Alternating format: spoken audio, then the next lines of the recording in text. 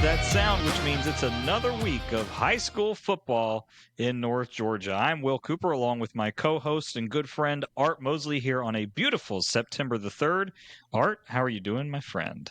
Coop, I'm doing great, man. You mentioned it's a beautiful September 3rd. I have to say we're recording like a day late because I had a conflict, and I'm the diva of this operation here, and I appreciate you for being flexible. But I want to bring something up, Coop.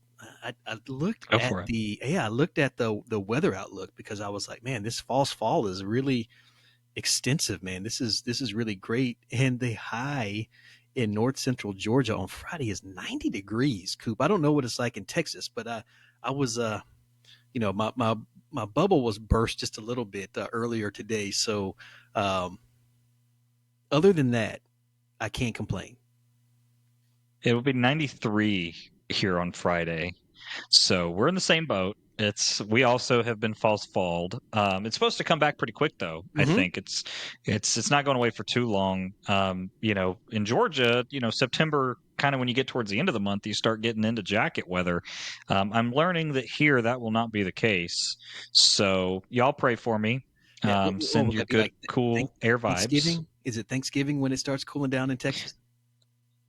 Mid October is what I've Okay. heard. Okay. Before Halloween. That's fair. That's Yeah. I mean, not really, because I'm like ready for, I hear you guys on the radio all the time talking about, it's 72 at kickoff. And I'm sitting over here, somewhere in Texas and it's 88 at, 8 o'clock at night. And I'm like, all right, whatever. oh mercy. But anyway, that's me off my high horse. But Art, we got a great slate of games on tap, my friend. Should be a lot of fun opening up region play for our 5A teams and then our 6A teams also getting ready, kind of ramping up for that region schedule, man. Should be a lot of fun here tonight. Should be fantastic. You mentioned it, Coop. All six county teams in action last week, so we've got reviews to go over. We've got all six county teams, one intra-county matchup, man, we got a lot to talk about. I know we need to jump into it. We've got a couple of coaches interviews.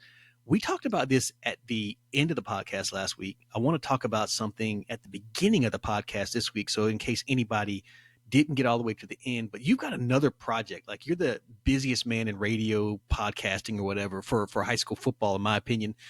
You started a project in Texas. I believe it's Friday Night Lights on Preston, if I'm not mistaken. And you had a game last week. I listened to your podcast. You sounded fantastic. It's a one-man operation. You killed it. You rocked it. You were at a game on Friday night. What was the atmosphere like in Texas? Now, I believe this is your first regular season football game. And it was a pretty big one, if I'm not mistaken. You had Westlake, Texas, Yeah, and Westlake, Austin, and Prosper. So Westlake, Austin lost in 6A, which is the highest classification in Texas. They lost to North Crowley in the state title last year. And then Prosper is our local team here. They're about 8 minutes down the road from where I'm at here in Salina.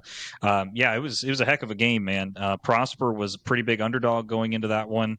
A lot of people didn't expect Prosper to come out with a win. Ended up winning that one. 29-22 was the final. Man, great atmosphere, right? I mean, you're talking about stadiums that kind of break expectations from what we're used to seeing. Think Buford level, Mhm. type capacity and atmosphere. But no, it was great. Prosper looked really good. They got three offensive linemen who were 4 stars. Their quarterback is not ranked yet, but man, he looked really sharp. They got a 3-star receiver committed to Tulsa. They got a defensive lineman that's headed to USC. They got a defensive lineman that's headed to Army. I mean, just talent across the board. And they were playing a team in Westlake, Austin that their quarterback is committed to Ole Miss. And then they also have a receiver as well that's committed somewhere. You have to excuse my lapse of remembering on that. But it was a great game, man. And we got another one on tap this week. Salina is going to be playing La Vega out of Waco. La Vega was a team that gave Salina a lot of fits last year on their way to an undefeated state title in 4A. Salina messed around with Belleville a little bit. They're a pretty high ranked team, but it looked a little dicey there. But they ended up getting a big time win, 30+ points. So we'll be up at Salina, which is our kind of neighborhood team here. So we're excited to be up at Salina at with the Bobcats and see what they can do, man. And I get the feeling that's going to be another electric atmosphere for sure. So I appreciate the shout out on it, though. Absolutely. I believe it's at FNL on Preston. Is that correct, Coop? Is that the handle? Yeah, you got it. We're on YouTube. We're also on Apple Podcasts. If you go to the Twitter page through at FNL on Preston, or if you just go to my Twitter, it's in the bio. You can follow us there as well. All of that's updated. We actually had 2 requests to expand our coverage, so we started with 3 teams. Now we're up to 5. So kind of if you want to get a glimpse into what we got going on, that'll be a good way to do it. But yeah, and it's a lot of fun, man. It is a one-man show, but we try to make it a little bit more brief, so it's not a long podcast, but we like to hit all the high points. But absolutely, come join us, check it out, get a little taste of Texas football. I'm reserving my take on which state has the better high school football until the end of the season. That way I can have traveled across the state to take it all in and give you an idea of the talent disparity, if there is any. Okay. So while we'll probably never settle the talent disparity dispute, I think I've got another competition that you and I can perhaps settle or discuss. You'll be at Salina on Friday. I've heard the food in Texas is fantastic. I'll be at Emory Soul Stadium watching North Cobb play Cass, calling that game. I think we ought to have a concession stand competition, whether it's a hamburger or the concession stand specialty, and maybe next week we just come back and have a little comparison of North Central Georgia versus uh, uh, Central Texas.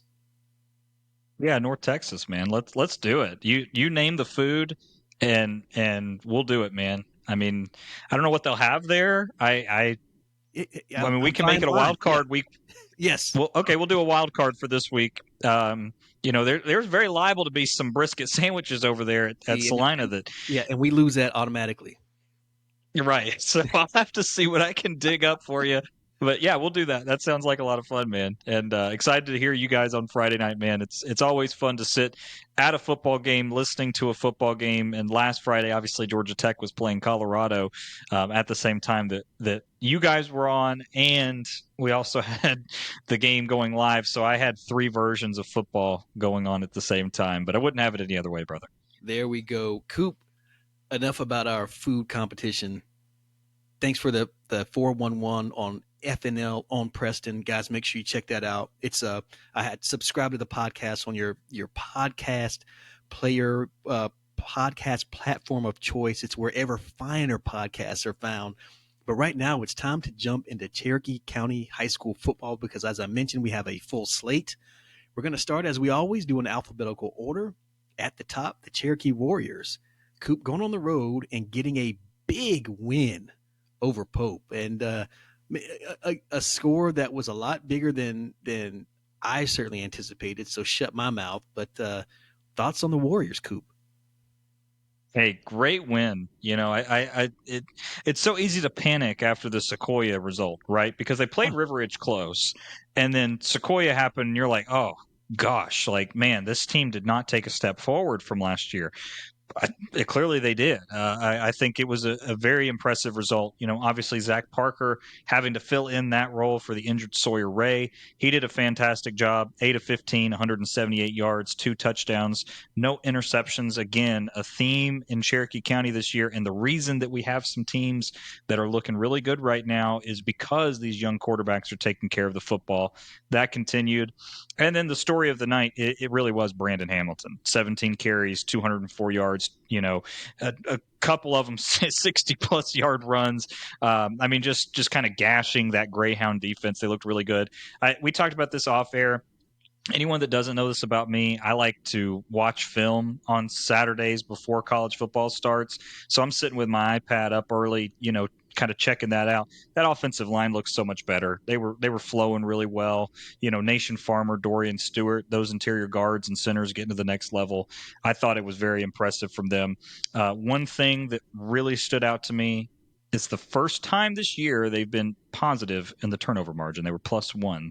And They ended up winning the game. Who would have thought? They were also averaged 8 yards per carry as a team. So, man, I was very impressed with Cherokee. Hopefully, it builds some positive momentum as they take on Lambert this week. But what did you take away from that game against Pope Art? I thought it was a great bounce back win. You kind of get away from home, get away from the noise, go on the road. Might have been the perfect recipe.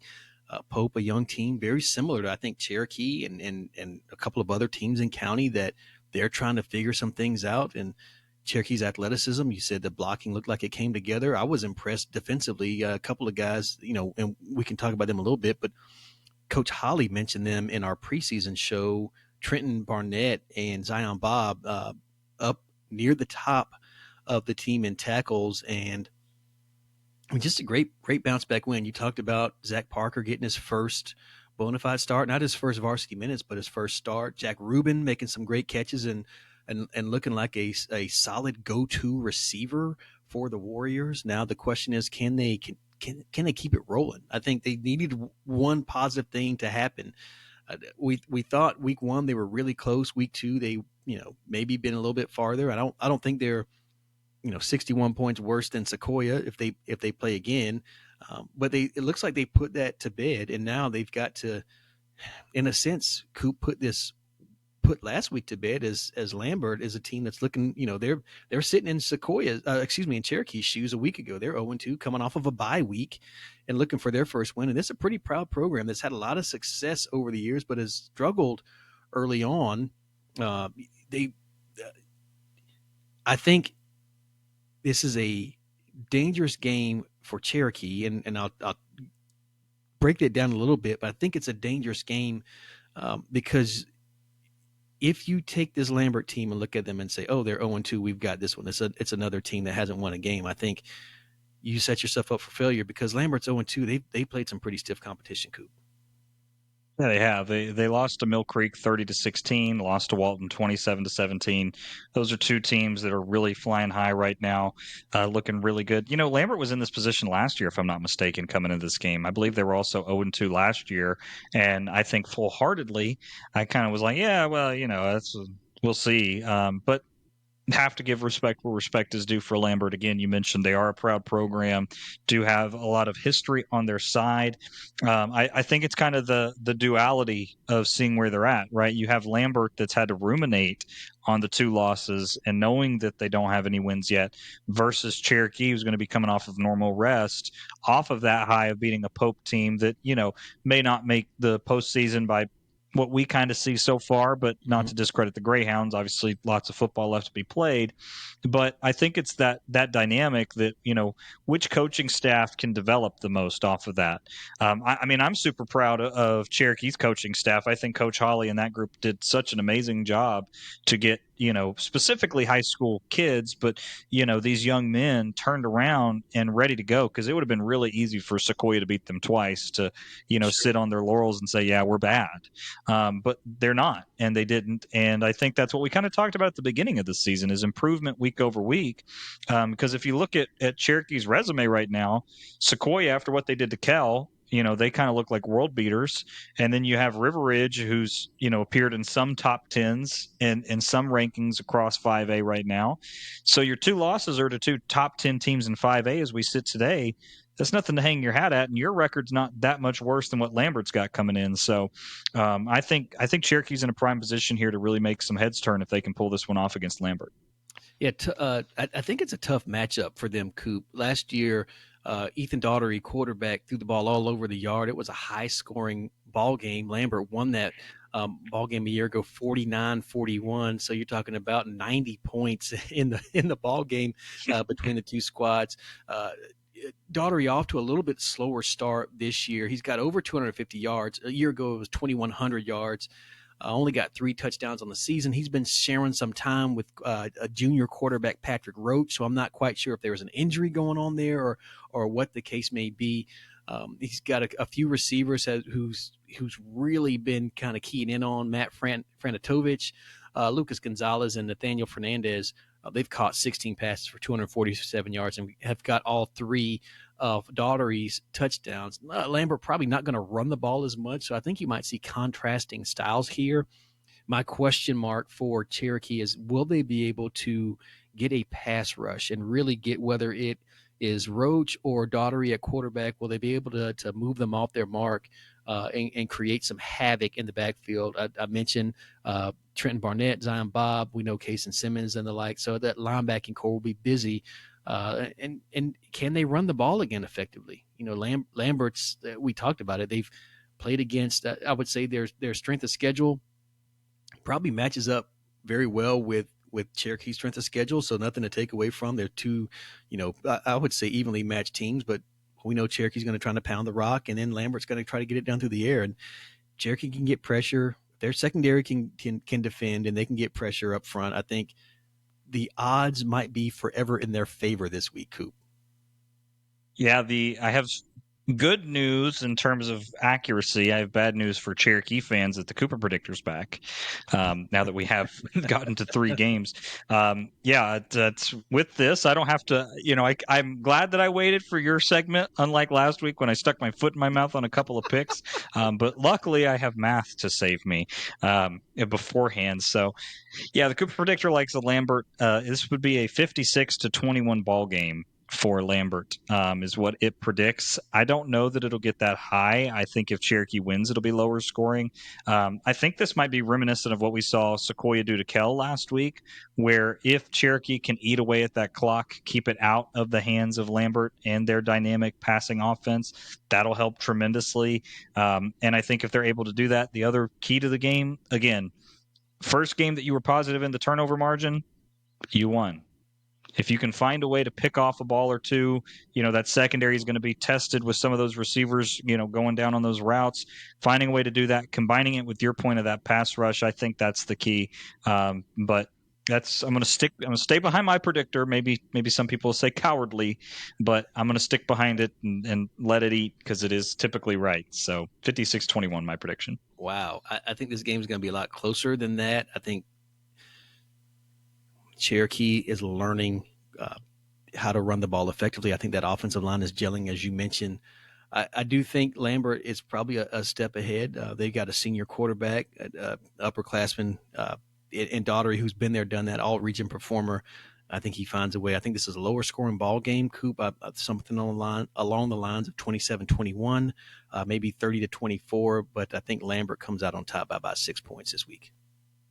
And that would not surprise me at all. Again, I don't necessarily agree with the total that the predictor's giving me here, and I don't think. I mean, it's 35 points. I don't see that. Again, we have 3 games. It does include the 61-0 loss to Sequoyah. There's nothing we can do about it. It is technically an outlier, but not yet. So until we get further down the road and we can kind of start to mitigate some of that, then it is what it is to this point. But I agree. I don't think in my heart of hearts that it'll be that high scoring, and I feel like Cherokee has a really good shot in this one. All right, Coop. Our thoughts on Cherokee Lambert? I'm sure Warrior Nation will have something to say about that, as they should. And Coop, if I can mention before we move on, Cherokee, this is their second home game this season. Of course, it'll be their last season at the historic Tommy Baker Field. They will have Ralph Bunch night, so they're inviting all of the alumni from Ralph Bunch High School, which was the African American high school in Cherokee County prior to integration. So they're bringing those folks out there, that their football team, they just want to celebrate them. I think it's a great honor that, again, Cherokee continuing to pour into their community and acknowledge and put a spotlight on, whether it's the graduating classes from each decade, whether it's undefeated football teams they've been having out and recognizing. And this week, Ralph Bunch night, Coach Holly and that staff over there doing a fantastic job of getting, I think, more community buy-in for what they're trying to do over there at Cherokee. So kudos to them. And with that said, we'll move on to the Creekview Grizzlies, Coop, who faced a top 10 opponent last week and found themselves in a ball game for the first half before a turnover kind of thwarted their efforts in the second half, weren't able to convert. And Cambridge scores 3 unanswered touchdowns. Creekview falls 35-7. Coop, your thoughts on this ball game? Yeah, I mean, they got in the end zone. That was one thing we asked for over the week. So that is a stepping stone. Look, I was impressed with Landon Barnes taking over, for, kind of that injured filled quarterback spot. 10 to 13, 118 yards. That's kind of what we've been talking about, is that I'll live with that. That is perfectly fine. 11.8 yards per completion, just under 9 yards per attempt. That is enough of a passing attack to beat most teams. It just happens that you were or playing Cambridge, I should say, which is obviously one of the upper echelon teams in 4A right now. But the other thing that did concern me slightly was their yards per carry. It's not an efficient running game yet. They had 2.7 yards per carry. We just got done talking about Cherokee, who had 8 yards per carry. They're able to put up 40 points. 2.7 yards per carry. It puts you in that spot where you end up scoring a touchdown. Travis Vines did power into the end zone on one of them, but 98 team rush yards, just right at that 210, 220 yard mark as a team.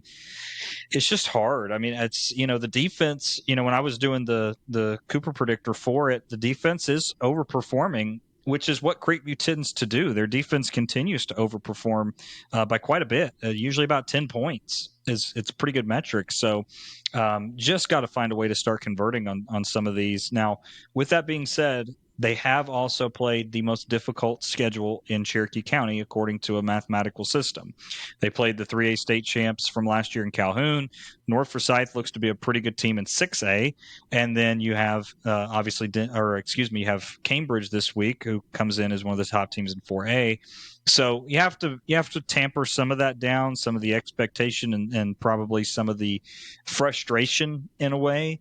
So it's not that it's all bad for Creekview. I thought that to your point, they started out the game. We got to halftime, and it's kind of like, wait a minute, this isn't what we thought we were going to see from Creekview. So I think with that being said, this is something that Creekview can turn around, and they'll get Lassiter this week. But, you were at the game, my friend. You have a much better idea of it. So I will gladly defer to you for what you saw on Friday night.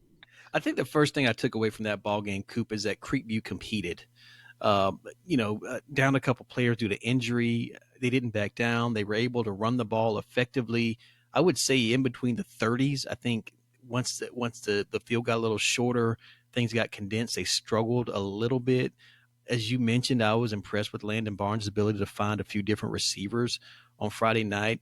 He seems like he's a gamer, willing to put the ball in the air and find receivers in holes and some of those zone coverages. I think the one thing I would stress for that young man is, man, if you get your yardage and get down, because I think he took a couple of punishing hits. Vines looked good. I know that Carson Lott had a few carries later in the ball game. We saw Mason Munn early. Uh, and I think this is a team that's growing up and competing. It's a team that looks a lot better than they did in week 3 than they did in week 1, which is what you would want out of your football team anyway. And now they enter into region play. So I'd love to see. I would have loved to have been a fly on the wall in practice this week, just to kind of get their temperature, because I don't think there's any such thing as a moral victory. We talk about that a lot. Okay, so you competed for one half, and then talent took over. That's just the bottom line. Cambridge is a very talented football team right now. The Jimmies and Joes seem to be on the opposite sideline of Creekview the first 3 weeks. But they'll have an opportunity on Friday night to bounce back. None of that, the 0-3 start, none of it matters in terms of playoff seedings if they can find a way to get a victory. And Coop, they'll have an opportunity against a team that they absolutely obliterated a year ago. And it was our North Georgia Sports Network game of the week, as me and Dave Garner had the call as Lassiter visited Creekview for the first time. I believe that was, the final was 63-20, 21-20, yeah, 63-20. But you got to believe that that Lassiter is chomping at the bit, sitting at 3-0, to get a little bit of revenge against Creekview, sitting at 0-3. Yeah, well, Lassiter does come in 3-0, mostly against the scrubs. They beat Midtown 44-12, Alexander 35-24, and Northview 41-14. Who I don't know if Northview has won more than 3 games in a season in my lifetime. Obviously, I'm being facetious, but it's been a while, and it reflects in the math that we did this week. Lassiter is a very upstart team. I agree that there's going to be a lot of hurt feelings about what happened last year because Creekview really put it on them. I don't know that Creekview will score 63 this year, but we do feel pretty good about what we see from the Grizzlies. But I will defer to you to tell me all the reasons that I'm wrong about that. Well, I tell you, let me go back a little. You mentioned Northview years and years ago, a decent football team. Old Falcons linebacker Jesse Tuggle's son, Justin Tuggle, was a Northview quarterback. Coop during his playing time and was a mid-major recruit. So they have had some winning seasons at Northview, but those have certainly gone by the way of similar to the dinosaur. What I can validate for you is Lassiter's opponents. They have a combined record of 1-7 this season. So your thought about strength of schedule is spot on. While Creekview's strength of schedule, their opponents are 7-1. So again, you told me I was cherry picking stats a couple weeks ago by saying that, but I'm just putting the facts out there for this preview. You want to talk about what Lassiter has been doing? Nothing but throwing the ball around the yard. I mentioned we had this game last year on the North Georgia Sports Network, we saw Mitch Seaman. He was pretty crafty. He did have a big arm. I think the issue last year as a junior, he was a little bit inaccurate. He was able to beat a couple of coverages with his legs, but Coop, he's way up there right now in the state of Georgia in passing, carving up teams like a Thanksgiving turkey with 658 yards and 7 touchdowns, no interceptions, and a 69% completion percentage. He's also, I mentioned his legs, he's also rushed for 120 yards and added 2 touchdowns on the ground, a familiar name that Creekview will have to defend against, Collins Price. I think he was second on the team last year in receiving. He's first with 17 catches for 329 yards, and he has caught all of Seaman's touchdown passes. Bryce Kitzrow is another young receiver who will be catching some passes. And then they'll turn to a couple of running backs, freshman Drew McGee and Caden Bloom. One thing, Coop, and I pride myself in my research, I did not find Jude Galloway, who was their dynamic returner as a freshman last year, and I couldn't find him on any roster. I couldn't find him on Twitter. I couldn't find him in Google.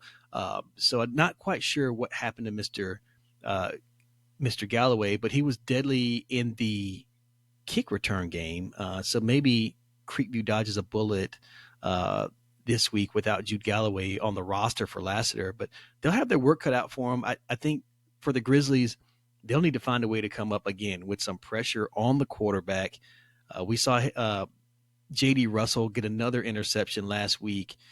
He's a very athletic guy. I think this secondary is probably the strength of this Creekview defense, and they'll be under the gun on Friday night for sure. Yeah, it's going to be a heck of a game. Here's the thing.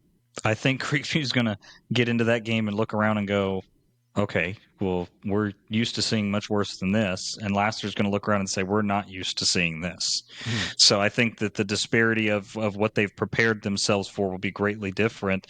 It comes down to, do you value losses against quality opponents, or do you value beating up on the scrubs more? That's kind of your question dynamic. The Cooper Predictor does not value the scrubs. You can beat the scrubs all you want. It doesn't change how it feels. It's going to give Creekview a 24-7 win this week. Wow. Holding Lassiter to 7 points. That's interesting because, wow, that's interesting, Coop. They're averaging 40 points a game.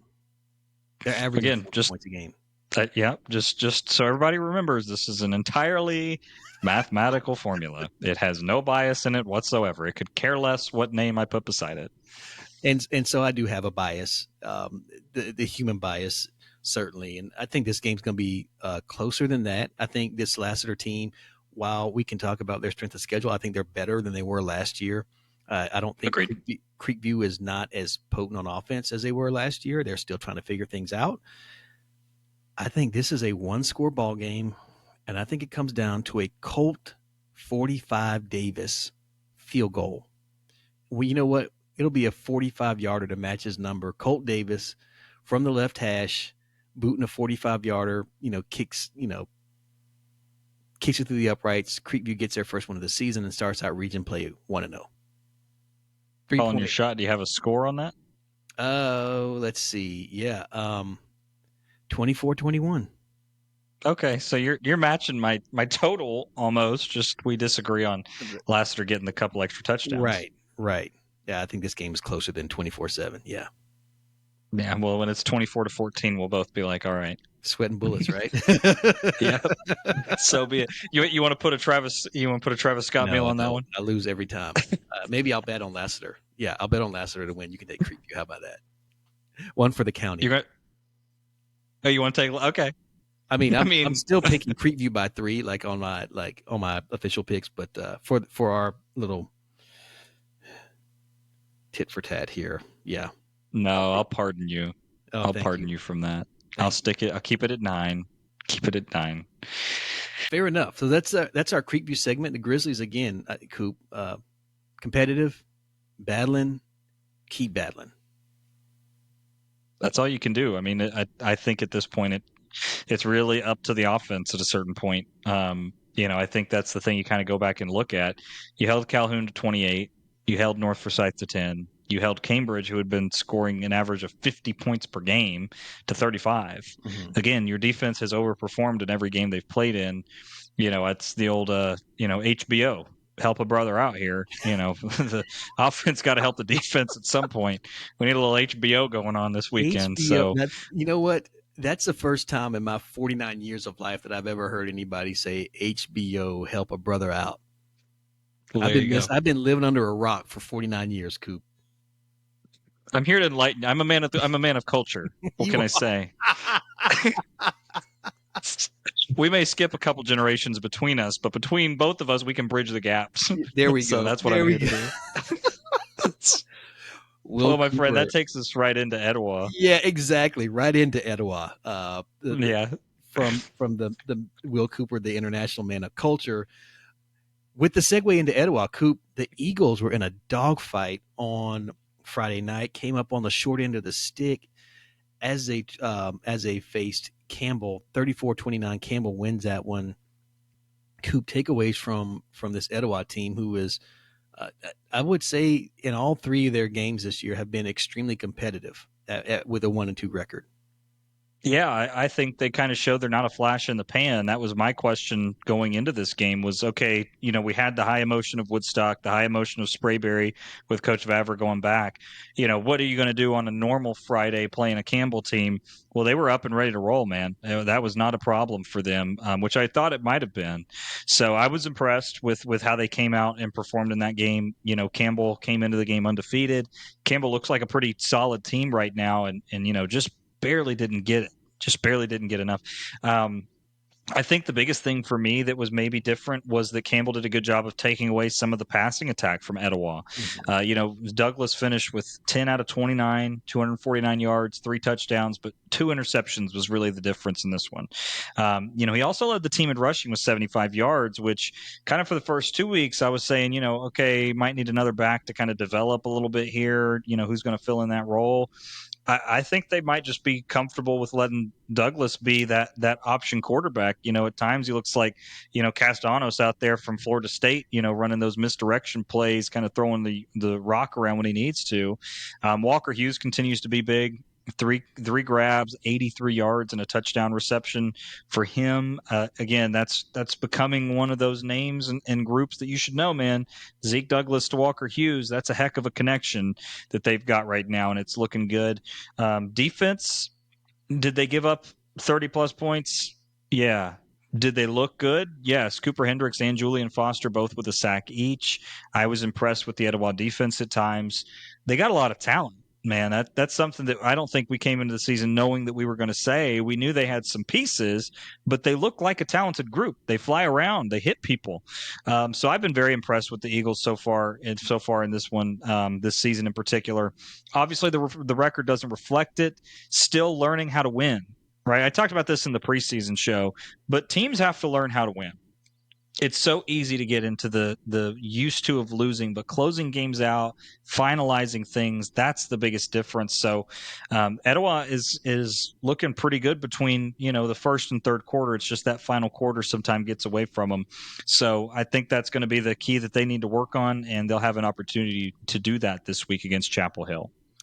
You're right, Coop. They will travel to Chapel Hill all the way out to Douglasville for this matchup. Last year, Etowah won this game 24-22, one of their 2 wins last season.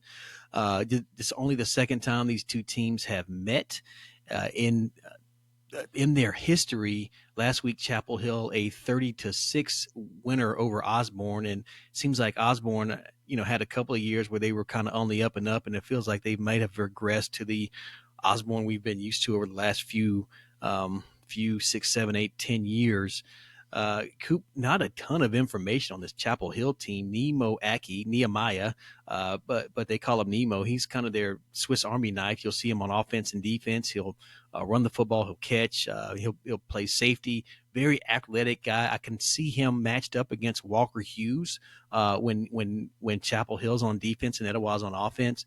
Right now, it looks like Jordan Spencer will be the guy taking snaps for Chapel Hill. They're going to run it out of the shotgun and again try to get Aki in space. He's a physical back when he is back there, but not a ton of statistics and data. So I look at Chapel Hill. One of the data points I did see is both of these teams played Campbell. Both of them lost to Campbell. Etowah was a little more competitive in this ball game against Campbell. We cannot take that. Okay, it's not the commutative property like if A equals B and B equals. And A equals B and B equals C, then A equals C. We can't really come away with that like that. I do want to take a minute to talk about Etowah because I think Zeke Douglas is overperforming from my perspective, and he's almost got stats that similar to his predecessor at quarterback Xavier Mahoney, in different type of quarterback, but in terms of stature, but the way he can put up numbers and you talked about him as a running back. I'm still with you. You mentioned this earlier. I would love to see Etowah maybe find another back they can give to relieve the pressure. But right now they're playing the hand they're dealt, and Douglas has been effective, and he's keeping them in ball games. He's helping keep them in ball games. And as you mentioned, the defense is flying around. I don't have a problem with Etowah. I think they're able to. Even in these losses, I think they're building some mental resiliency. You talked about them not coming out flat against Campbell, and a team that's probably a little improved, even though they lost some players to transfer. So I'm looking at this game, Coop. I'm going to go first. I think Etowah goes on the road. They've got the best couple of athletes in this ball game, in my opinion. Chapel Hill might have something to say about that. I like the Eagles by 10, maybe 30-20. Something like that. I think Etowah is going to be able to put up a lot of points, 31-21, 30-20, something along those lines. Yeah, again, I do want to reiterate your point. They both played Campbell. They both lost. The margins of loss are different. It's very easy for, people to say, okay, well, let's just take one and look at the other. Don't be doing that, guys. That's not how it works at all. So yeah, I agree with your points exactly. I mean, the thing that I would say maybe differentiates Zeke Douglas from Xavier Mahoney, aside from the stature, is he throws the ball. Xavier was obviously a very talented runner and was electric and could, get out of any situation in the pocket he wanted to. But Zeke Douglas is I would say, a more capable thrower. And he's doing it without having Reese Weir to hand the ball off to like Xavier Mahoney had. So I like where they're at. Again, I really like where Etowah's at. They've impressed me. They've proved me wrong week over week. I'm riding with the Eagles this week. Cooper Predictor's got this one as a big win for Etowah on the road. We're going to go 49-20 on this one. 49-20. Mm-hmm. That's a thumping, man. That's what we expect. I tell you what, it'll be if Etowah wins this game 49-20. That'd be a fun bus ride back to Woodstock on Friday night. I can guarantee you. Fun bus ride back to Town Lake on Friday night. And so, Coop, I hope you're right. For their sake. I hope so, too. I mean, it's not me. It's just math, but numbers. That's what the math's telling me. Just the numbers. Yep. Right? Just the numbers. Speaking of numbers, we're going to skip over River Ridge, and we want to talk about a big number. This team has been absolutely breaking people's hearts. And by people, I mean their opponents and their opposing fans.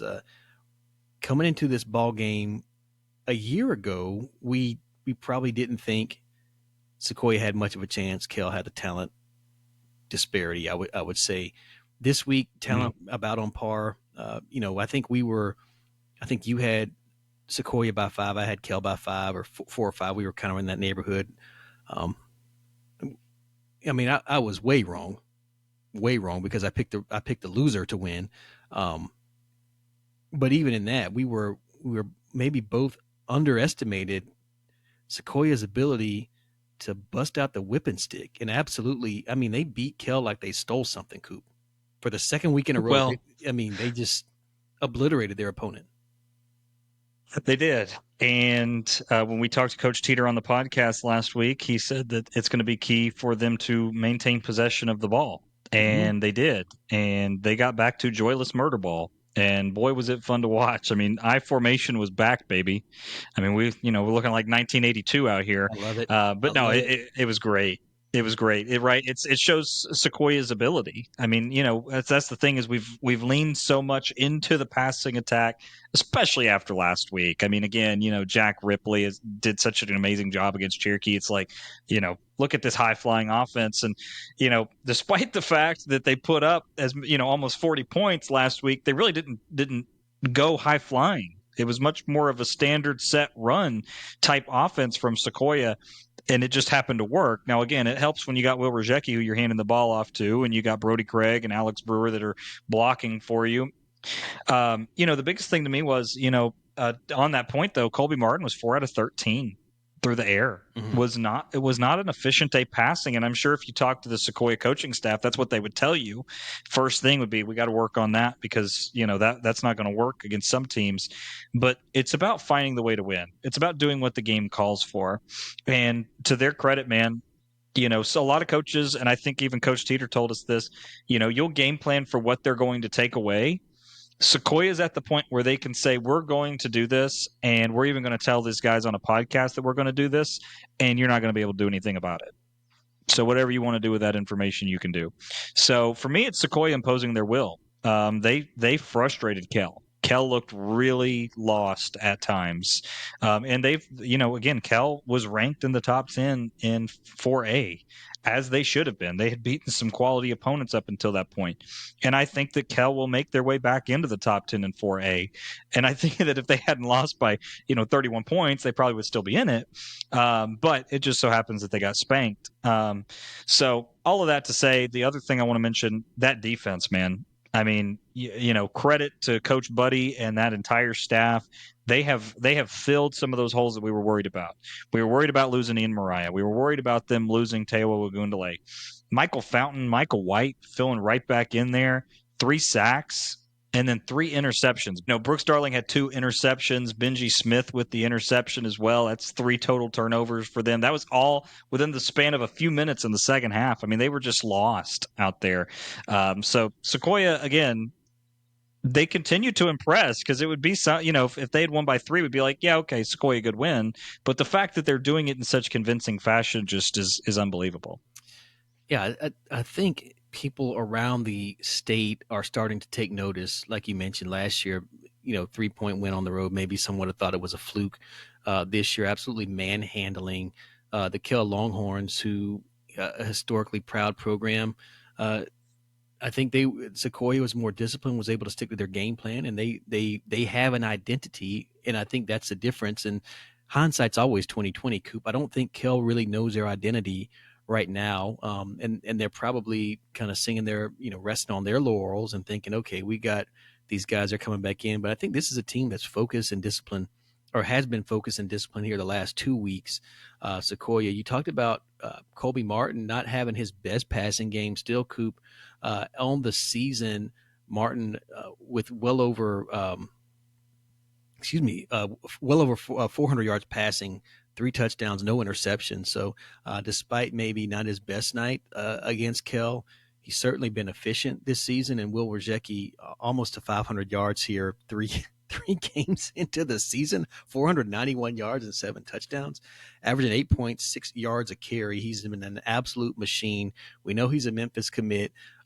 I'll be interested to see if he stays a Memphis commit as the legend of Will Ruzecki continues to grow and grow and grow. Now, Coop, my big question for Sequoyah this week. Coach Teeter going for 100 wins in Cherokee County. Okay. He's already over 100 wins in the state of Georgia.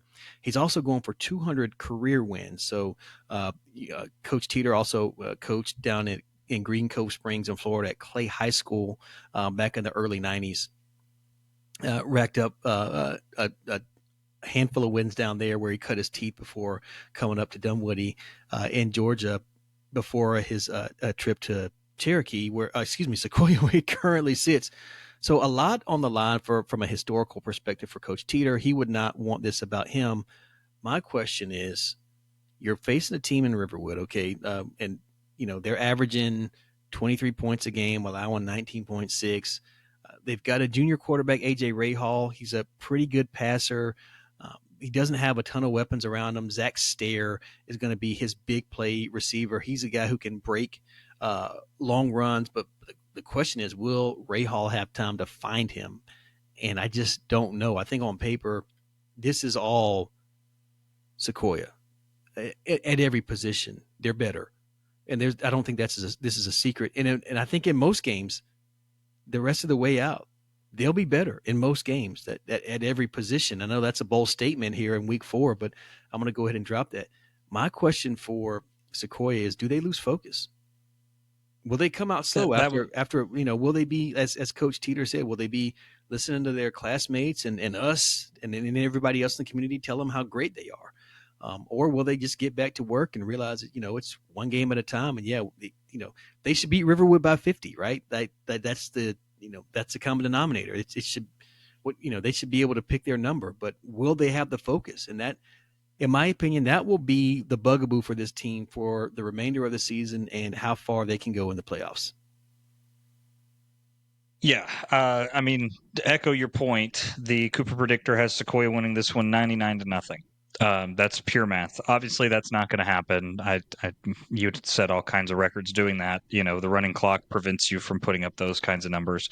I partially worry, partially wonder about the same thing. I do think that Riverwood has the talent disparity that you're mentioning, where Sequoyah has so many more pieces than they do, that it may not matter per se, but it's a trap game in a way, man. I mean, this is an easy way for Sequoyah to be, over that hump of the intercounty rival in Cherokee, over that hump of the big game in Kell, and then say, yeah, well, Riverwood's Riverwood. They haven't been good since, Hector was a pup. So, let's just go ahead and move on and get ready for next week.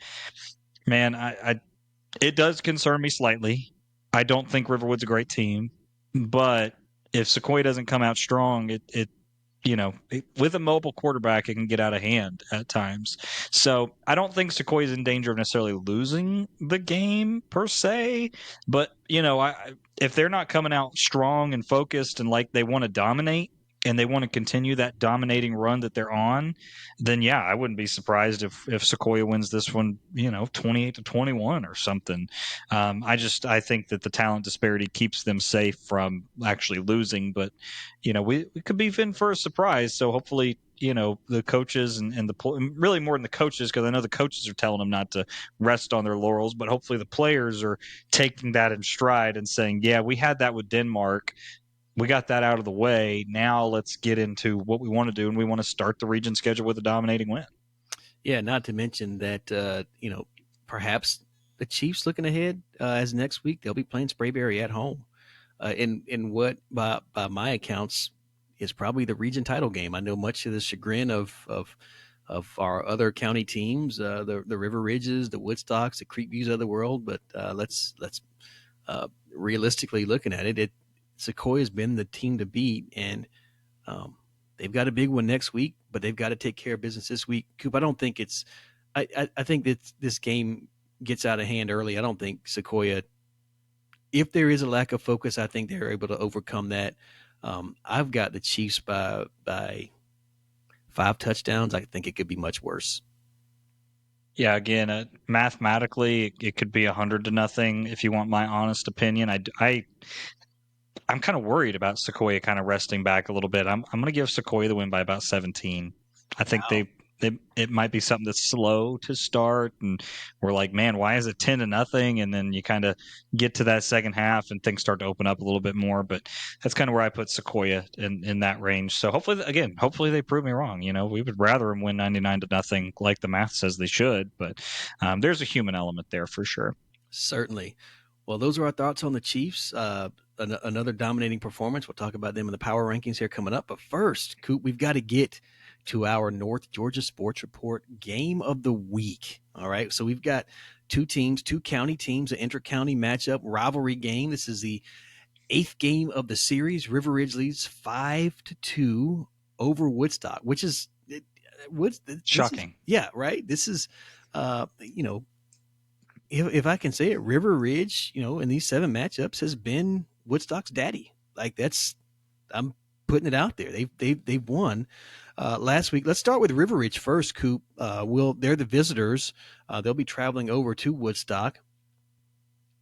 Big win last week, going on the road to Allatoona in a not so friendly environment. The last time that River Ridge played at Allatoona, I believe they were on the wrong end of a 31-0 thumping at the hands of the Bucks. They exact a measure of revenge. 3 special teams, huge blocks on special teams of kicks, kind of helping turn the tide for River Ridge. Cam Cox over 200 yards. Your thoughts on this ball game, Coop, and the River Ridge Knights? Yeah, I've kind of got the sense that when we talk about River Ridge and their special teams, we're talking about it as like an exception to the rule, but they're quickly proving it's not an exception to the rule. And that what we're seeing in these kind of one-off cases of them blocking a punt, returning it for a touchdown, or blocking a kick, that's kind of their identity this year. They're dominating the special teams game, absolutely dominating it. And again, we've talked about this since under Coach Collins.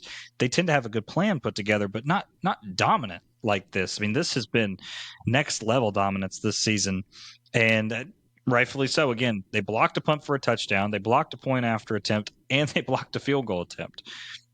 What else do you do on special teams? I mean, they could have ran a kickoff for a touchdown, I guess, but yeah.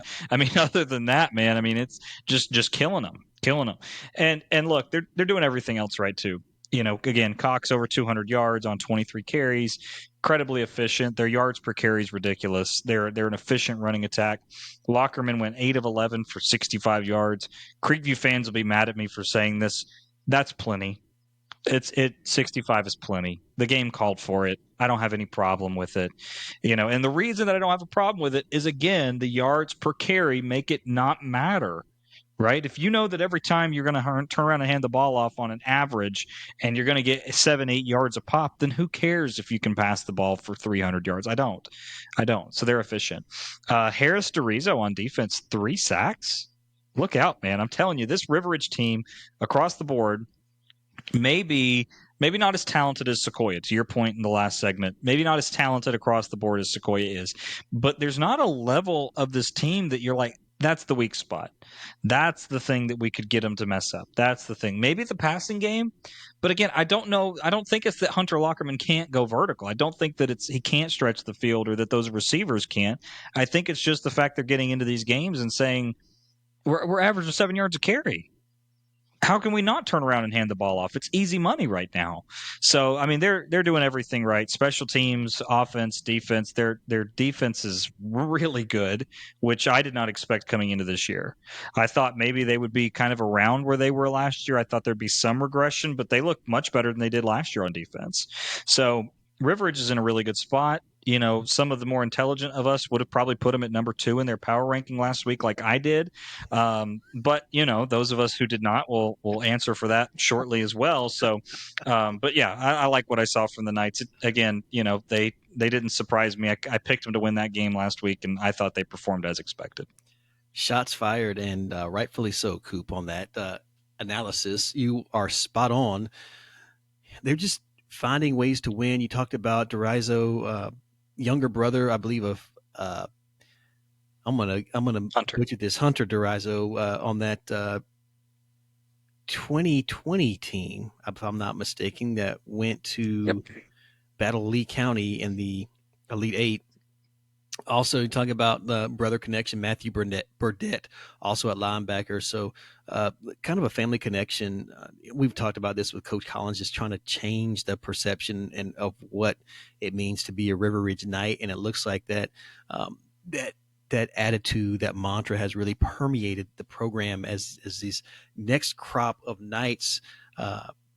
Have really, caught the world by storm. Coop, so much so that the Georgia High School Football Daily has River Ridge ranked in their top 10. Now, I don't, and I'm going to stand by my rankings. I think the win at Allatoona was big. I still have some question marks about maybe some of their strength of schedule, but I've been impressed with their ability to run the football. But moreover, let's just talk about that. They've been dominant. They've been impressive. They've done everything they needed to do. That will likely be reflected in my power rankings here coming up. But before we talk about that, Coop, we do have Coach Collins on the line to come and talk to us about his young, and I hate to say upcoming, because they've been here before. It's just a new group of guys that we maybe haven't been as familiar with outside of Cox and Pugh and McCarty and Vincent, and maybe Tomas Perez. It's just new group of guys. So anyway, let's talk to Coach Collins, because I'm sure he's got some knowledge he needs to drop on us. Joining us once again is the head coach of the River Ridge Knights, Coach Mike Collins. Coach, thank you for being back with us. Thanks for having me, Will. I appreciate it. Absolutely, Coach. We always look forward to it, especially coming off of a nice win last week over in Allatoona. A great win for you guys. Again, special teams getting it done. But tell us a little bit about your perspective on that game. I know we talked to you last week before, kind of getting an idea of that physicality. How did you feel like your team responded to that on Friday night? I was extremely proud of our guys. We had to deal with some adversity early in the game, a couple of untimely turnovers, and Altoona was a real physical football team, and it came down to one possession, and it was kind of a 5-minute offense for us. I think we went on a 13-play drive where our offensive line kind of took over the game along with Cam Cox, and was able to get a couple of first downs and put the game away in a very, very hostile environment. So super proud of our guys. I think was a great preparation ground for the region play that's coming up. Coach, you're 3 games into the season. You're done, as you mentioned, with your non-region schedule.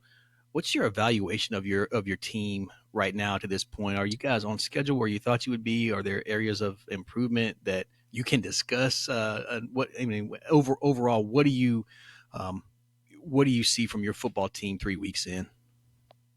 There's always room for improvement, Art. But overall, in our 3 phases of the game, I like where we are. I'm pretty pleased with where we are. I'd like to see us take care of the football a little better, and hopefully we'll get that done. We've been working on that relentlessly over the last couple of days. But if we can continue to improve week in and week out, day in and day out, drill in, drill out, I think we'll have an opportunity to compete and be in the mix. Coach, I think from our perspective, kind of looking at the games and the box scores, it's no secret that you guys have switched philosophies, and obviously getting to 3-0 against some pretty good teams, it's worked out, not without its kinks, but you guys have certainly turned the corner, became that run first team. Talk us through that. How does that go through? Does it start early? Is that a game plan you built back, at the end of last season, and how does it carry over? And you guys have been successful at it so far. Just walk us through that process. It does. It starts early in the off season when you start evaluating your personnel. You start predicting the guys that you think are going to be in certain spots. It actually starts a year in advance, honestly, as you look at your current depth chart, the next year depth chart, and the next year depth chart. You kind of start on that JV level of, this is what we think we'll be able to do with this particular group. So with this group, we knew we were going to be blessed with some running backs that could run the football and some offensive linemen that like going forward. So we really tried to really emphasize that in the offseason with our preparation. And so far, I'm really pleased with it. But, we still like to be balanced. We like to still stretch the field. So hopefully we can keep improving in all phases of that and keep it going. Coach, I'm not going to ask you about your special teams because I feel like anytime we have you on, we have to highlight this. But I do want to mention once again 3 blocked kicks in the special teams, which is outstanding. You talked about this last week, so again, I'm not going to ask you about it, but I did want to acknowledge it and go on the record because I don't want Night Nation to be upset with me. I know that my headshot is probably on the back of on the front of a lot of people's dartboards and dog bowl dishes. But in any event, I do want to talk about your offensive line. You mentioned how they took over the ball game, and probably a group that from at least my perspective early in the season or in the preseason, I thought, wow, man, I just don't see the names that we might have seen historically, but this group has seemed to come together and blocked. I don't know if they've been highlighted in the Georgia High School Football Daily's lines of distinction, but somebody ought to nominate them. That's back-to-back weeks where you've had rushers well over the 100-yard mark, and certainly Cam Cox with 200 last week. Can you just tell us about their maturity and even give us some names of guys that have really stood out on that offensive line? Absolutely. The unsung heroes, the ATM, all that matters is what we call them. The guys that don't get their name in the paper very often, but can't win a game without them. Tomas Perez is our senior leader, has been playing for a very long time. And then Gabriel Belbeck, Mark Pruitt, those seniors up front are anchoring it down for us. And then Big O, we call him, Oliver Thomas is a junior, New Year starter for us, is doing an outstanding job. And then Jacob Sluss is another guy that sees time. And then Luke Thompson, our tight end, has to be mentioned because he plays a pivotal role in that. And Caleb Roper, our H-back. And those guys they're a close unit. They're a family unit. They take pride in it. And I think they know they got some special guys running the ball behind them. And they're taking some pride in it. And I think they're just trying to get it done this year. We're super proud of them. Well, Coach, this week the physicality doesn't end for you guys facing a Woodstock team that has really reworked themselves over the last couple of years. Talk us through that matchup. Anything that concerns you about the Wolverines or anything that you feel like might be able to take advantage of? There's a lot that concerns me about the Wolverines. If you know anything about our league and our county play, this is probably a game that you probably started, circled, probably all the way back in the wintertime. You knew this matchup was coming. The first round of the tournament between us and the Wolverines, Coach Devine and staff have done a phenomenal job of turning their program around, and they're a team that's here, and they got to be reckoned with, especially at their place. I expect it to be a really good ball game. They got a great quarterback that can distribute the football in all kind of run options, pass options. He does a great job. So you got to keep an eye on him with his legs and his arm. And they've got two running backs that are extremely talented that we got to try to deal with, and they're multiple and very very physical and athletic on defense. So we got our hands full, but we look forward to it. I think it's going to be a great game, one that we look forward to. Coach, one more question about the game. You told us all about Woodstock. What's one thing that your team needs to do right or execute well on Friday night in order to be successful? We got to get off the bus. When you're going into a hostile environment, you got to get off the bus ready to play. You got to go at 7:30. You can't wait too late because if they get going early and get that crowd into it, it could be a tough night for us. So we need to come out and have some things go well for us positively. Take care of the football, be sound in special teams, be balanced on offense, and we got to be disciplined. Every player on the field when we're on defense is going to be in a conflict with that quarterback they got. So we got to fit our gaps and we got to get to the football, and hopefully we can be able to compete on Friday. Coach, very rarely have we seen your team in your tenure at River Ridge, have we seen your team not get off the bus. So I would not expect that to be an issue on Friday night. We certainly appreciate you taking time to join us as always. You've been gracious with your time, and we do appreciate that. And we wish the River Ridge Knights a lot of success. And I tell you, I don't know if Night Nation listens to the entirety of our podcast, but I just want you to know you guys are moving up our power rankings this week, man. You guys are impressive week after week. So congratulations on the win last week. And again, best of luck on Friday night.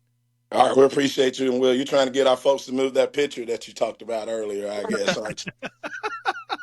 We don't have your picture on any tackling dummies or anything in our practice field, too, if you're wondering that, Art. So you don't have to be so nice to us, man. But listen, we appreciate you guys. We appreciate all you do, man. You guys do an outstanding job, and it's always fun for me to be here. Thank you so much. Go Knights. So again, thank you to Coach Collins for being with us. Second week in a row, man. Look out. I'm telling you, we're getting some repeat interviews here. It's the Mike Collins Show on the North Georgia Sports Report. It was the James Teeter show, and now Coach Collins is taking. Hey, look, if you end up in the top 10 on the GHSF Daily, man, we're gonna stick you in it. Absolutely, absolutely. We just need to get a So, but title no, it's sponsor for their coaches shows on our podcast, right? yeah, there you go. That would do it. But no, it was great to talk to him, and kind of echoing that sentiment, man. I mean, just that offensive line. Great question by you, putting in that work up front, getting those guys some attention, because as much as we do laud over Micah Pugh, Camden Cox, these guys that have done over 150 yards each game, I think at some point in the season so far, uh, it just really doesn't do the justice of telling the entire story about the running game. So I was glad we got that clarified, and man, it should be a good one in Woodstock on Friday. Man, it should be. Before we talk about this and break this down, Coop, we have to talk about the home team.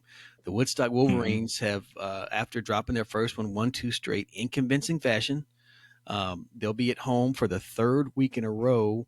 Got a big win again last week. This time over North Springs. Probably a game we thought coming into this one, Woodstock was going to overmatch North Springs, and it was a matter of kind of like we talked about Sequoyah. Will they get bored?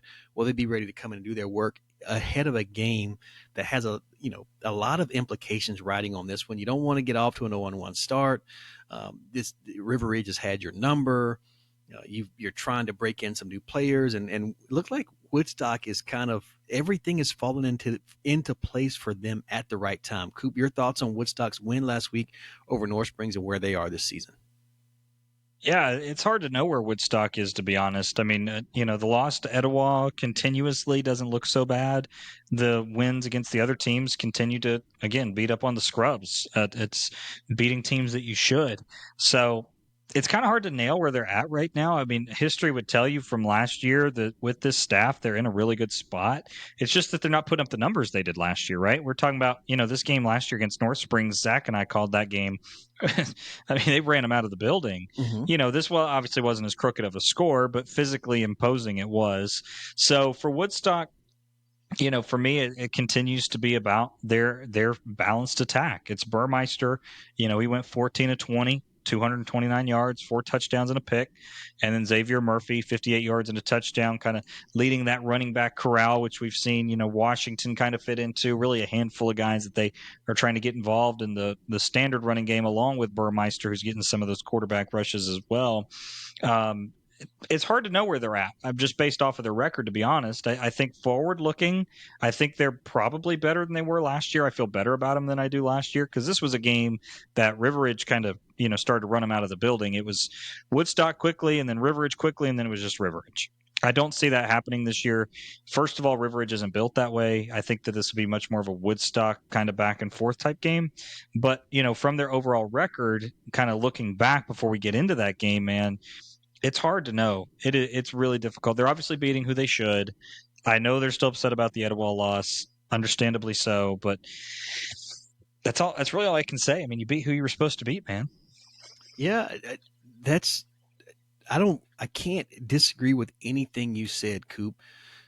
Maybe they would love to have that Etowah game back, and maybe if they played it again, they win it. And we'll never know. Not this season. They beat Woodland of Cartersville. They beat North Springs, a couple of teams that just certainly aren't on the same level as Woodstock is currently. But I think those are also teams that you need to have, so you can, we saw them last year. They learned how to win, and now they whether they win that game 36-9 or 36-7 or 47-3 or whatever the score. I think you get your guys a lather, you get them worked up, and then you move on and get ready for this week, which is going to be huge. Coop, we've got Coach Devine on. We haven't had him on since the preseason. He's always an exciting guy to talk to, full of energy. And I'd love to get his thoughts on this. And then, let's not wait any longer. Let's hear what he has to say about his football team and their challenge this week. And thank you for joining the North Georgia Sports Report podcast. And joining us once again is the head coach for the Woodstock Wolverines, Coach Dan Devine. Coach, thank you for being back with us. Thanks for having me, guys. Absolutely, Coach. Always look forward to it. It's been about a month since we got to catch up with you. A lot's happened, obviously, just in the football world, but for the Wolverines specifically, kind of want to ask about as you got through the 3 out-of-region games, getting ready for the region tournament here. What have you seen from your team and some growth over those 3 games? What do you see from the Wolverines so far this season?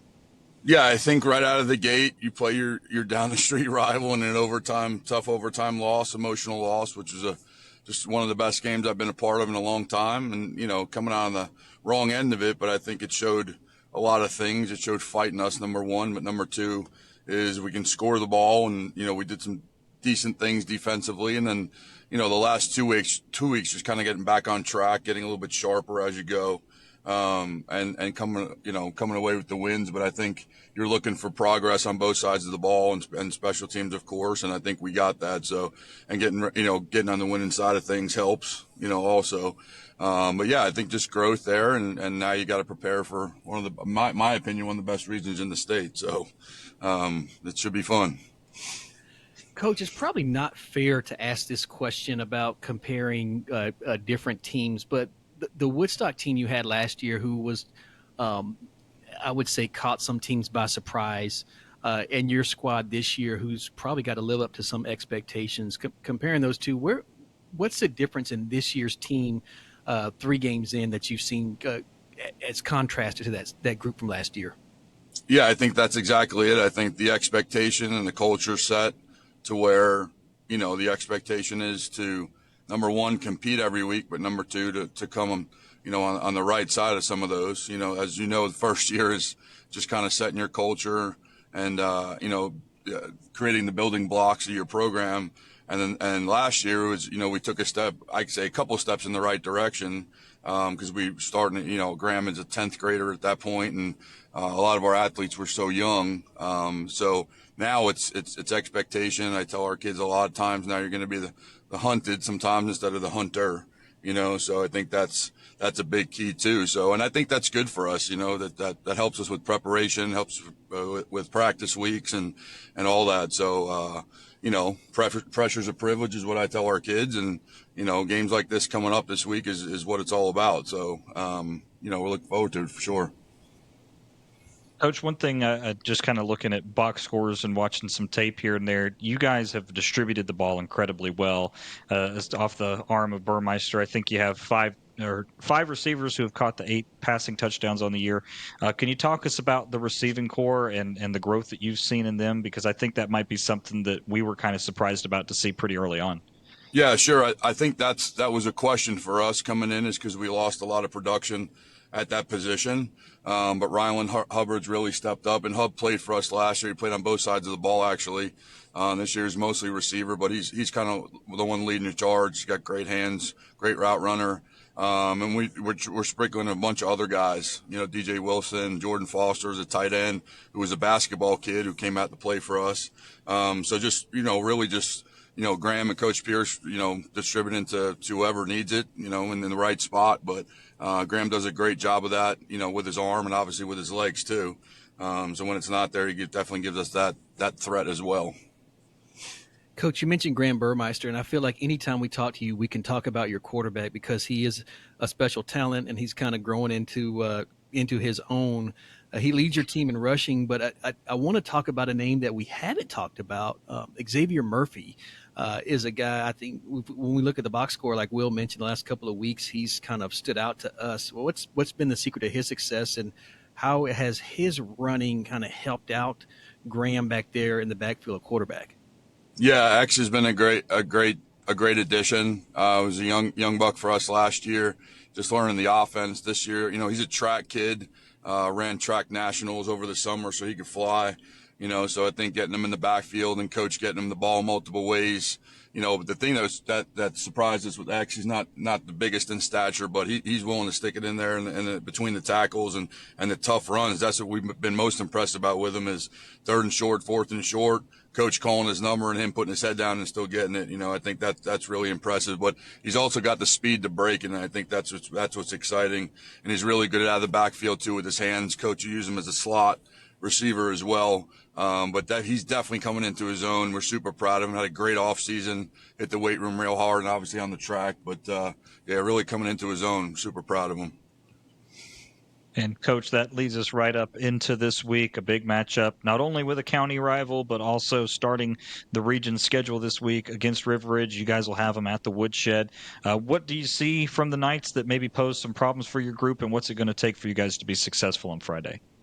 Yeah, just really well coached. I mean, Coach Collins does a great job, and him and his staff. Always well coached, always in the right positions. Really tough team.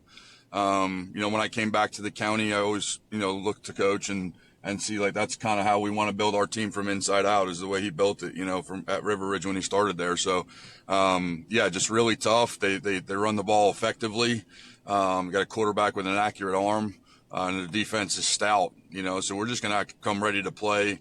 I think it's going to be a physical matchup. And then it just got to win the line of scrimmage, as we've been preaching to our kids this week. I think that's big on both sides of the ball. I think that's going to be a factor in it. And they're really, really good on special teams. I think they have a handful of block kicks, a couple for touchdowns. So we really got to make sure we're good on assignments there and just a really tough, well-coached team. Well, Coach, we want to give you an A+ on this interview for noting that Coach Collins and his staff have a special teams unit that is a force to be reckoned with, because it seems like over the first 3 weeks, maybe some teams didn't do their proper scouting. But in any event, I do want to, ask you, this is your third consecutive home game. We have not been able to get over to Woodstock yet. What's the environment been like, and what's the community been like at Woodstock, and what do you expect from your students, your fans, the community on Friday night? Yeah, it's been awesome. The 3 years we've been here, guys, it's been phenomenal. The support from everybody, including we got one of the best student sections there is, I think. We have a theme every week, and the kids come out, and they come out early. We're doing a cool donation truck with River Ridge combined this week. So we're combined schools and principals are going to do that, and we're going to, make our donations together. And we're Fox 5 game of the week, apparently. So it should be fun. The kids are kind of amped for that. And, obviously they're going to travel well right down the street. And, it's going to be a real fun environment. It's been raucous, and the kids and the students are really, really amped up for it. So we're pretty excited. Well, Coach, anytime you can get one of the major news outlets in Metro Atlanta to come out to your school, it's a big deal. And we certainly love that for Cherokee County. We love that for you guys, and certainly the great work you and Coach Collins are doing, and your communities and your principals are doing over there. So we want to wish you the best of luck on Friday night. Sounds like it's going to be an outstanding environment, and man, it should be a heck of a ball game, and we wish you the best of luck. Thank you so much. Thanks for having me, guys, as always. So again, thank you to Coach Devine for being with us, man. I hate that, just by product of the schedule, some of these coaches we don't get to talk to as much as we'd like to. If we had it our way, we would have all 6 of them on at the same time, as impractical as that would be. But no, we always look forward to talking to Coach Devine. One of those coaches that I always say, a guy that if you got to pick, he's a guy that you would want to go play for. Mm-hmm. Well, I think 2 coaches this week that, that seem like high energy guys there on the sideline, but Coach Devine, excited to have him on the podcast. He's excited about where his team is, their growth, them trying to now understand what it's like to be the hunted versus the hunter. But in this ball game, Coop, I would say they're the hunter. They've had River Ridge's number early in the series, but it's been all River Ridge since. And like you said, last year, this game was close early, and then River Ridge walked away from it. Thoughts on this ball game? You said you thought it might be a little bit closer. Thoughts on what Woodstock might need to do, and how River Ridge counters that? First of all, for Woodstock, don't lose in special teams.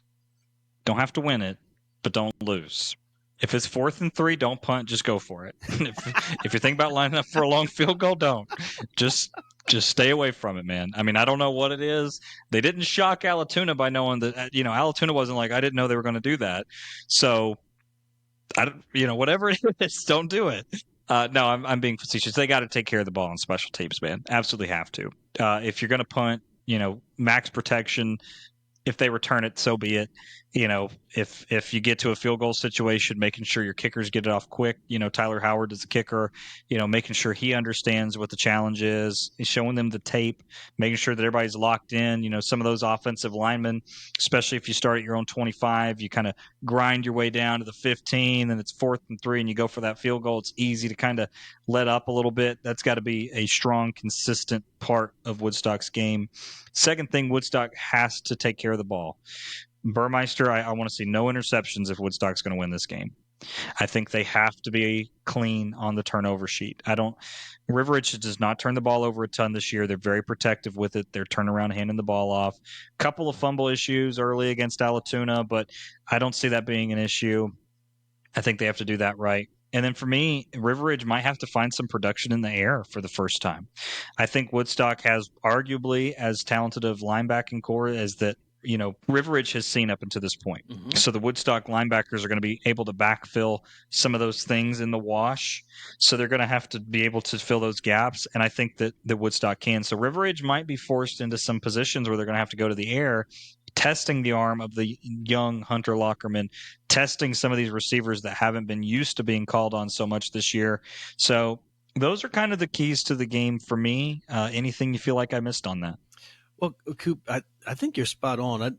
Interesting, though. I feel like River Ridge does have a couple of receivers who are starting to emerge. We know about Sam Vincent, leading returning receiver, but Eli Bolden, 5 catches, 131 yards, quietly turning into a potential go-to guy for Lockerman. I think that if you're gonna beat River Ridge, you're gonna have to stop the run. I think we can talk about Eli Bolden and Sam Vincent in the passing game, and Lockerman throwing for over 400 yards on the season and 2 touchdowns, but you're gonna have to stop the run. And as you mentioned, you're gonna have to have a clean sheet on special teams, no blocked field goals, punts. Special teams, you're going to have to win that game. And right now, River Ridge is undefeated in special teams. I know we don't have any special teams points metrics in football, but if we did, I think River Ridge would be number 1 in the state, regardless of classification, because they've been so good. We talked about that with Coach Collins last week. We kind of brought it up a little bit this week. Even Coach Devine, when we talked to him, he mentioned, hey, these guys. So he's done the homework. He knows he's either read the articles, watched the film, or a little bit of both, and knows that they're going to have to, like you mentioned, have max protect on their punts, and be sound in their field goal and field goal and extra point attempts on Friday night. I just think this is a back and forth ball game, maybe one of the closest ball games I think since we saw River Ridge get their first win. I believe it was 22-17 over Woodstock. I think it was 2018, 17, 18, if we're going back in time there. But yeah, I think it's going to be a fantastic football game. I think if I had my druthers, I'll be on the radio this week, and we will not be at this game. But if there's anywhere in the county I would want to be this week, it would certainly be down at Woodstock. That environment seems like it's going to be fantastic. 2 teams that are very close, almost not as neighborhood rivalries as Etowah, because the series isn't as old and the schools aren't as close, but you got the east side of Woodstock versus the west side of Woodstock kind of facing off, and we can call it the battle of Town Lake Arnold Mill Road, or whatever however you want to call that. But I think ultimately the River Ridge Knights find a way to score on special teams again, and I think that's the difference. And I think the Knights win by 7. I don't think it'll be low scoring. Intermediate, maybe 35-28. Ooh, you got this higher scoring for sure. Yeah. Go ahead and tell me why I'm wrong. Well, the Cooper predictor agrees with your winner. It's got River Ridge winning this one 21-7. Okay. So 28-point total.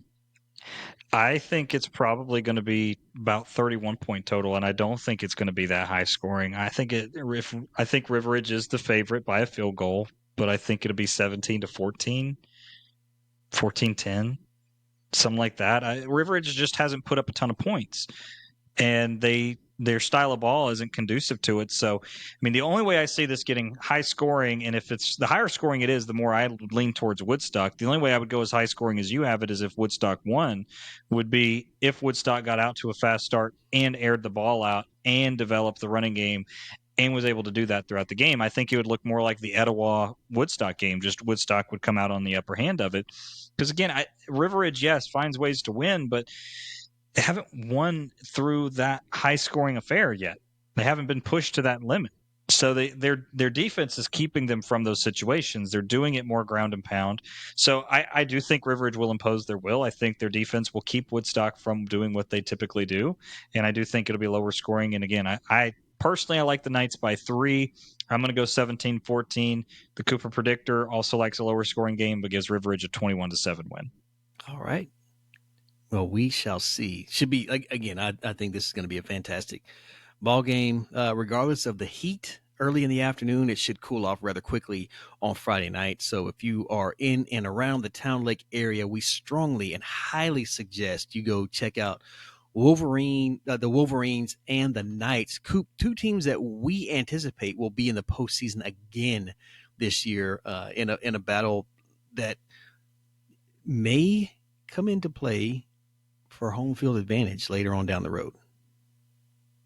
It's you could make that argument right now. This is going to be a very important game for both teams. It's great for us as fans that we get it so early in the year, because this is a battle between two playoff teams last year, guys. Mm-hmm. I mean, this is a very, very good program in River Ridge. This is a very upstart program in Woodstock.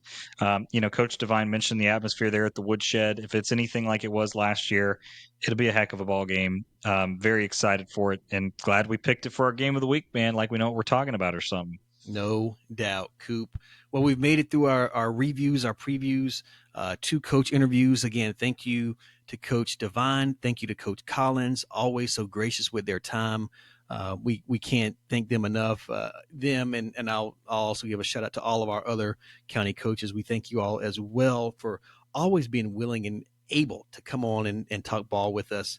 Coop, it's time to move into our power rankings, where I think we get the most engagement from anyone when we try to figure out who the top teams in the county are.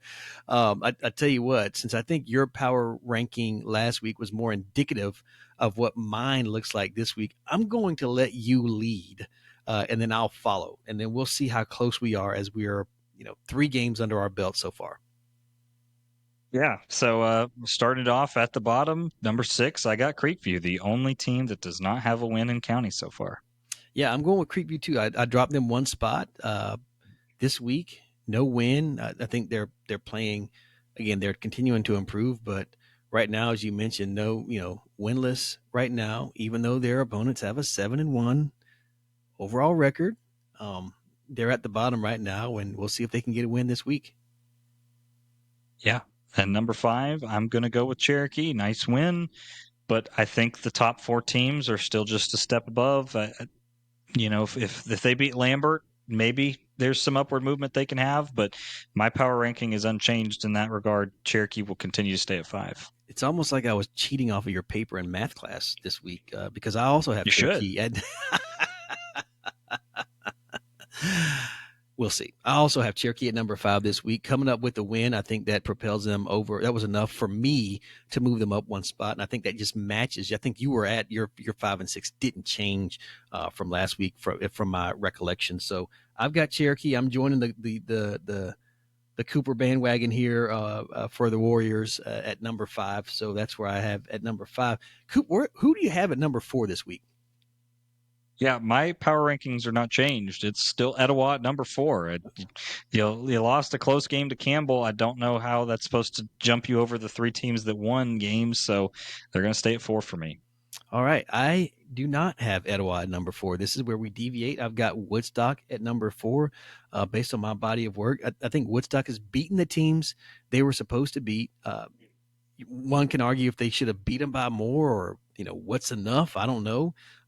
But they have 1 loss, and their blemish is to a team that I have ranked above them. So I've dropped Woodstock down 1 spot because I have There was some shuffling in my top four, but Woodstock down one spot from 3 to number 4, despite the win, despite I've got them at number 4 this week.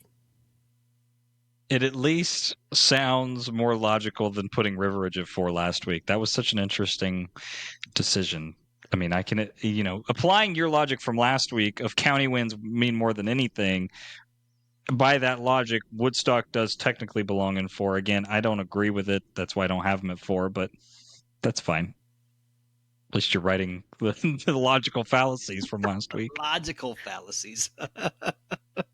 That's you said by your own doing. That's an oxymoron, Coop. At number 3, Coop, where you at? Woodstock still. They did what they were supposed to do. No reason to jump them above Riverwood or Sequoyah. So yeah, they're staying at 3.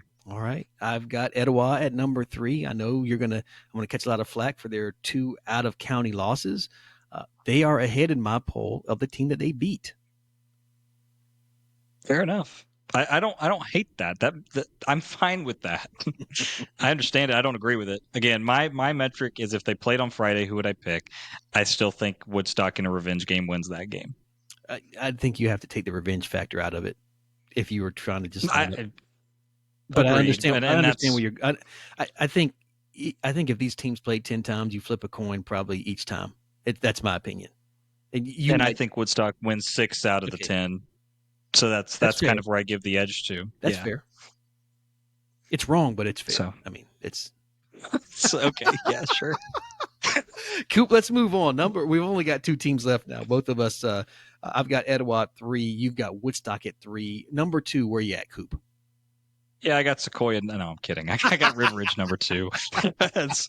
I mean, again, an impressive win against Allatoona. It didn't surprise me. I had picked Riverwood to win that game. I felt comfortable about them going into it. Still do. Riverwood is a solid number 2 for me.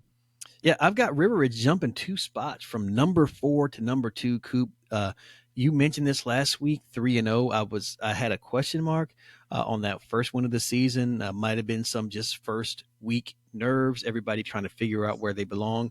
Impressive win last week over Allatoona, one of 2 undefeated teams in the county at 3-0. The Georgia High School Football Daily, well, I think they're wrong, has them ranked in the top 10 in Class 5A. That's pretty impressive. Regardless of whether I think they're right or wrong, it's high praise. And also want to, shout them out for that. Hey, if anytime you're getting press from the statewide media, that's a big deal. A lot of people think highly of these Knights. I'm starting to drink the Kool-Aid. We'll see if I throw it up this week, depending on what happens. But I like the Knights at number 2 this week as well. Very impressive, taking care of their business week in and week out. Yeah. And number 1, I got Sequoyah, buddy. I mean, it's like a broken record. What do you want me to do? It is like a broken record. No further analysis needed. Well, one thing I do want to do, Art, is we do have the Cooper Predictor this week. Yes. And it's fired up, man. And this is your power rating now. Okay. So this is fully predictive. All right. So this is based on what you've done. If you lined up, I got a spread for you. I'm not going to get into spreads because it gets complicated. But if you argue with this, you're arguing with math. And just to preface this, I don't agree with it. So let's if you disagree with it at home, this is controversial. Yeah. This is in county controversial. It should be. It'll give the people something to talk about. So number 6, we got Cherokee. Wow. Okay. Number 5, we got Woodstock.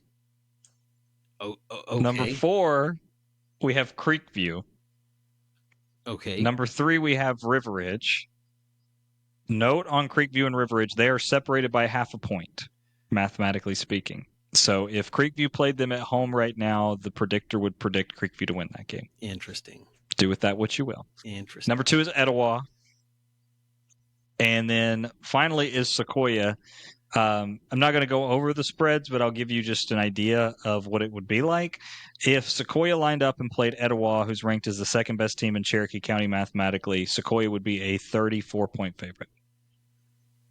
Interesting. So just to give you an idea of how separate everything is for Sequoyah and the rest of the county right now. But again, very, very interesting list. I was shocked when it came out because I did not expect Creekview to be as high as they were. I didn't expect Cherokee to be as low as they were coming off a win. And I think the one that you're probably, most like, well, yeah, that's what I've been saying, is Woodstock at 5. Now, you haven't had Woodstock at No. 5, but it greatly shows that Etowah is a step above Woodstock, which is my contention is the opposite of that.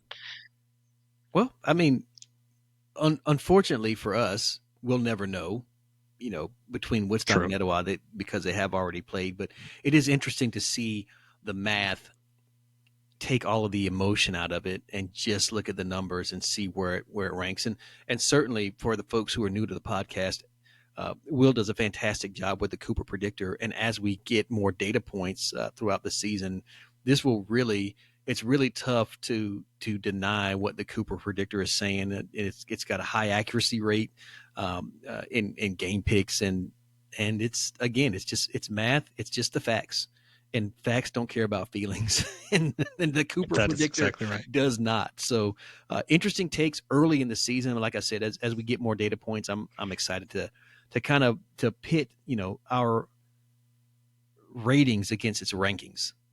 And see where we land there. Yeah, me too, buddy.